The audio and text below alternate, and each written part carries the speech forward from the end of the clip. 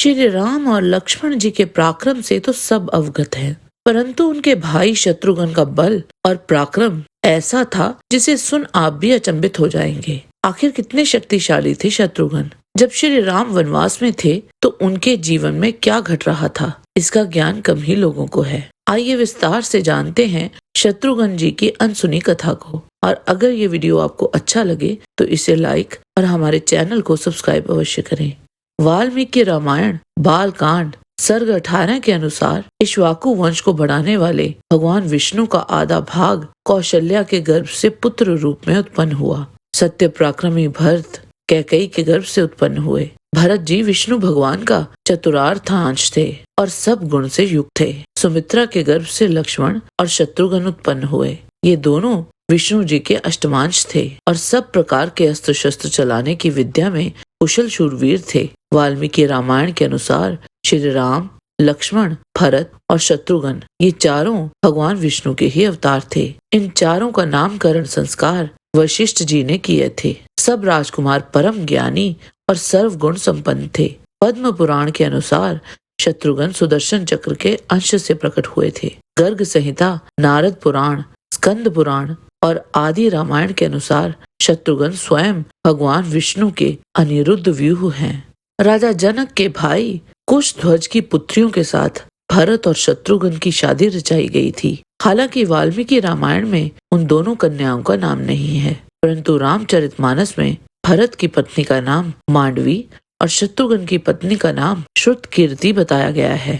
भगवान राम के वनवास चले जाने के उपरांत भरत को अयोध्या का कार्यभार सौंपा गया था। श्री राम की चरण पादुकाओं के साथ भरत अयोध्या के पास बसे नंदीग्राम में ही रहते थे। उस समय युवा शत्रुघ्न पर ही राज्य की संपूर्ण सुरक्षा का भार था और उन्होंने इस कार्य को सफलता से निभाया।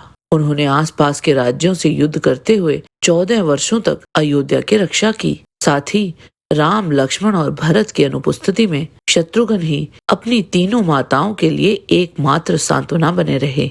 जब श्री राम के वियोग में राजा दशरथ की मृत्यु हो गई थी, तब 13वें दिन का कार्य पूर्ण करके वहां शोक संतप्त शत्रुघ्न भरत जी से बोले, श्री राम एक स्त्री के द्वारा वन में भेज दिए गए। यह कितनी खेद की बात है। जब शत्रुघ्न इस प्रकार कह रहे थे तो उस समय मंथरा वहां आई। वह राज रानियों के पहनने योग्य विविध वस्त्र धारण करके विविध आभूषणों के साथ सज धज कर वहां आई थी। उसे देखकर शत्रुघ्न बोले, इस पापनी ने मेरे भाइयों तथा पिता को जैसा दुस्सहन दुख पहुंचाया है, अपने उस क्रूर कर्म का वैसा ही फल ये भोगे।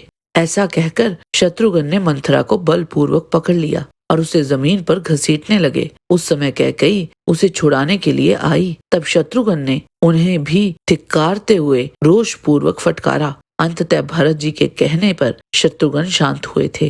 हालांकि रामायण के लंका युद्ध में उनकी भूमिका नहीं थी, परंतु उन्होंने अयोध्या की रक्षा करते हुए कई युद्ध लड़े, जिनका वर्णन रामायण के उत्तरकांड और अन्य कई पुराणों में किया गया। आइए विस्तार से जानते हैं शत्रुघ्न जी का एक योद्धा के रूप में कैसा प्रदर्शन था। एक समय श्री राम के दरबार में च्यवन आदि ऋषियों का शुभागमन हुआ। वहां श्री राम जी ने उनका सत्कार करके उनके अभीष्ट कार्य को पूर्ण करने की प्रतिज्ञा कर ली। तब उन ऋषियों ने पूर्व काल के एक महान दैत्य मधु के बारे में श्री राम जी को बताया। मधु ने भगवान शिव की घोर तपस्या की थी। तब महादेव ने प्रसन्न होकर मधु को एक शूल दिया था।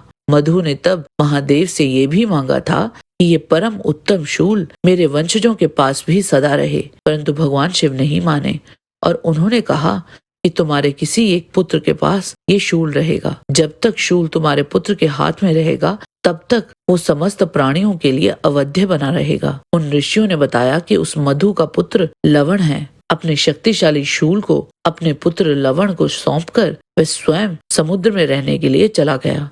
अब वह दुष्ट उस शूल के प्रभाव से तीनों लोगों को, विशेषतः तपस्वी मुनियों को बड़ा संताप दे रहा है। तब श्री राम ने शत्रुघ्न से कहा कि तुम मधु के पुत्र पापात्मा लवणासुर को मारकर धर्म पूर्वक वहां के राज्य का शासन करो। प्रस्थान से पहले श्री राम ने शत्रुघ्न को एक दिव्य अमोघ बाण भी दिया। तदंतर शत्रुघ्न अपनी सेना को लेकर मधुपुरी की ओर निकल पड़े। जब वे मधुपुरी पहुंचे तो उस समय लवणासुर आहार के लिए अपने नगर से बाहर गया हुआ था। तब शत्रुघ्न मधुपुरी के द्वार पर ही डट गए। जब लवणासुर लौटा तो पहले उनका वहीं द्वार पर रोषपूर्ण संवाद हुआ और फिर उनका युद्धारंभ हो गया। उस दैत्य ने एक बड़ा सा वृक्ष उठाकर शत्रुघ्न की छाती की ओर चलाया, परंतु शत्रुघ्न ने अपने बाणों से उसके टुकड़े टुकड़े कर दिए और फिर उन्होंने लवणासुर पर बाणों की झड़ी लगा दी। तब उस बलशाली दैत्य ने पुनः एक विशाल वृक्ष उखाड़ लिया और उसे शत्रुघ्न के सिर पर दे मारा। उसकी चोट से शत्रुघ्न को मूर्छा आ गई। उन्हें पृथ्वी पर गिरा देख लवण ने समझा वे मर गए, इसीलिए अवसर मिलने पर भी वह राक्षस अपने घर से वो महादेव का शूल लेने नहीं गया, बल्कि भोजन सामग्री एकत्रित करने लगा। 2 ही घड़ी में शत्रुघ्न को होश आ गया। उन्होंने तुरंत ही उस अमोघ बाण को अपने धनुष पर चढ़ाकर उसे लवणासुर के वक्ष स्थल में चलाया। वह बाण उस राक्षस के हृदय को विदीर्ण करके उन्हें शत्रुघ्न जी के पास लौट आया और इस प्रकार शत्रुघ्न के हाथों लवणासुर मारा गया। तदंतर देवताओं से वरदान पाकर शत्रुघ्न जी ने उस मधुपुरी को बसाया और उस पर शासन करने लगे। पद्म पुराण पाताल खंड के अनुसार जब रावण वध के उपरांत श्री राम जी का अयोध्या में आगमन हुआ तो महर्षि अगस्त्य के सलाह पर श्री राम ने अश्वमेघ यज्ञ का आयोजन किया और जब यज्ञ संबंधी अश्व को छोड़ा गया तो उस अश्व की रक्षा के लिए श्री राम ने शत्रुघ्न जी को नियुक्त किया। जब वो घोड़ा आगे बढ़ा तो कई राजाओं ने उसे बांधने का प्रयास किया, परंतु उन सबको शत्रुघ्न के साथ चल रहे उनके सेनापतियों ने ही पराजित कर दिया। फिर एक समय पाताल निवासी विद्युन्माली नामक राक्षस, जो तारकासुर का मंजरा पुत्र था, उसके साथ उसका छोटा भाई उग्र दंष्ट्रा भी था। उनके साथ बहुत से निशाचर साथी भी थे। उन्होंने उस अश्व को पकड़ लिया। जब शत्रुघ्न के सेनापति भी उन राक्षसों से पराजित हो गए तब स्वयं शत्रुघ्न उनसे युद्ध करने आए थे। उनमें बड़ा भीषण युद्ध हुआ था। अंत में विद्युन्माली ने शत्रुघ्न पर पाशुपतास्त्र का प्रयोग किया, जिसे शत्रुघ्न ने नारायण अस्त्र से शांत किया। और जब विद्युन्माली ने एक शक्तिशाली त्रिशूल को हाथ में लिया तब उसे त्रिशूल को हाथ में लिए आते देख शत्रुघ्न ने फिर एक बाण से उसकी भुजा काट डाली और फिर उसका मस्तक काट दिया। अपने भाई को मारा गया देख उग्र दंष्ट्रा क्रोध में भरकर शत्रुघ्न पर टूट पड़ा, परंतु शत्रुघ्न जी ने एक बाण से उसका भी मस्तक काट दिया और इस प्रकार उस अश्व को उन राक्षसों से छुड़ा लिया। और जब घोड़ा वीरमणि के राज्य में पहुंचा था तो वहां तो बहुत बड़ा भीषण युद्ध हुआ था, जिसमें हनुमान जी वीरभद्र जी से लेकर स्वयं भगवान शिव को आना पड़ा था, क्योंकि वीरमणि को भगवान शिव का वरदान स्वरूप संरक्षण प्राप्त था। वहां शत्रुघ्न जी का भगवान शिव से बहुत ही प्रलयंकारी युद्ध हुआ था। वो युद्ध लगातार 11 दिनों तक चला था। अंततः शिव जी के प्रहार से शत्रुघ्न मूर्छित हो गए थे। शत्रुघ्न जी को मूर्छित हुआ देख स्वयं हनुमान जी महादेव से युद्ध करने आ गए थे और फिर इसके बाद अंत में उस घोड़े को लव और कुश ने बांध लिया था, जिसे छुड़ाने के लिए शत्रुघ्न सहित हनुमान जी को बड़े यत्न करने पड़े थे।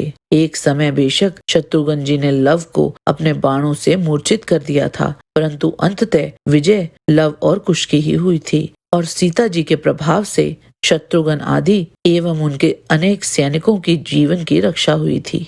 प्रभु श्री राम ने पृथ्वी पर 11,000 वर्षों के पूर्णतः धर्म में शासन को पूर्ण करने के बाद सरयू नदी में प्रवेश किया और अपने वास्तविक और शाश्वत महाविष्णु रूप में लौट आए। भरत और शत्रुघ्न ने उनका अनुसरण किया और वे भी सरयू नदी में प्रवेश कर परम धाम चले गए थे। वे सभी महाविष्णु में लीन हो गए। जय श्री राम। आज के वीडियो में बस इतना ही। आशा करते हैं कि आपको हमारा ये वीडियो पसंद आया होगा। कृपया इसे लाइक और शेयर अवश्य करें। किसी भी प्रकार की त्रुटि के लिए आप सबसे क्षमा याचना करते हुए आपसे निवेदन है कि प्रेम पूर्वक परमपिता परमात्मा को मन में धारण करें और बोलें, वैदिक सनातन धर्म की सदा ही जय।